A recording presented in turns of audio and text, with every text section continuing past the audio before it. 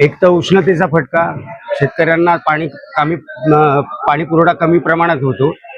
दुसरी गोष्ट, आत्ता 2-3 दिवसापूर्वी इंधन दरवाढ वाढली आहे, त्याच्यामुळे ट्रान्सपोर्टरवाल्यांनी इकडे दर वाढवलेले आहेत. त्यामुळे टोमॅटो असो, कोथिंबीर असो, भेंडी असो, गवार असो, सगळ्या भाज्या सगळ्या महाग झालेल्या आहेत. आता म्हणजे 30-40% दरवाढ झालेली आहे. म्हणजे 20 रुपये किलो टमाटे होते ते 50 रुपये किलोवरती आलेत होलसेल मार्केटला. 10 रुपयाची गड्डी होती ती 40 रुपये गड्डी झाली आहे कोथिंबीरीची. पुदिना 8 रुपये 5 रुपयाला मिळायचा तो आता 25 रुपये 30 रुपयाला पुदिना मिळायला लागलेला आहे. पालक असो, म्हणजे इतर भाज्या, भेंडी 40 रुपये किलो होती ती 80 रुपये 100 रुपये किलो झाली आहे मार्केटला. प्रत्येक भाज्यांमध्ये सगळ्यांची दरवाढ झालेली आहे. आता आवक खूप कमी प्रमाणात झाली आहे, का ट्रान्सपोर्ट खूप वाढलेलं आहे. ट्रान्सपोर्ट वाढल्यामुळे शेतकरी माल टाकत नाहीये, त्याच्यामुळे आवक कमी झाल्यामुळे दर पण वाढतात. पुन्हा हे कंटिन्यू 15-20 दिवस असंच राहणार आहे जोपर्यंत पाऊस सुरू होत नाही. आणि ट्रान्सपोर्टवाल्यांचं काय सांगता येत नाही, आता कमी झालं की अजून वाढवणार ते बघता येत त्या काळामध्ये. मी जिथं 5 ते 10 किलो भाजी घ्यायची तिथं आता फक्त 2च किलो किंवा 2.5 किलो असं घ्यायला लागली. इंधन दरवाढी, पेट्रोल, डिझेल हे सगळे भाव वाढले. कसं जगायचं सामान्य माणसाने? याच्यावर काहीतरी केलं पाहिजे सरकारने.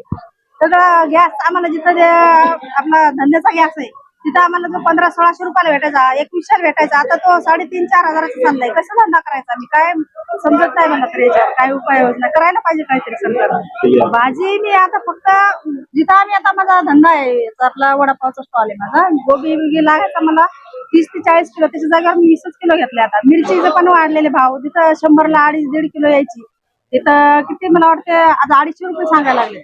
ते सामान्य माणसाचं हाल होतात ना खूप याच्यामध्ये. धंदा पण नाही पहिले सरकार त्याच्यामध्ये नाही वाढवलं तर लगेच कस्टमर बोलतात ना भाव वाढले ते बघत नाही. जसं आपलं तेल वाढलंय, बेसन वाढलं किंवा आपलं भाजीपाले वाढले, गॅस वाढला, त्याच्यावर बोलत नाही. त्यांना आपलं 5 रुपये वाढवले की हा वाढले याच्यावर लगेच बोलतो.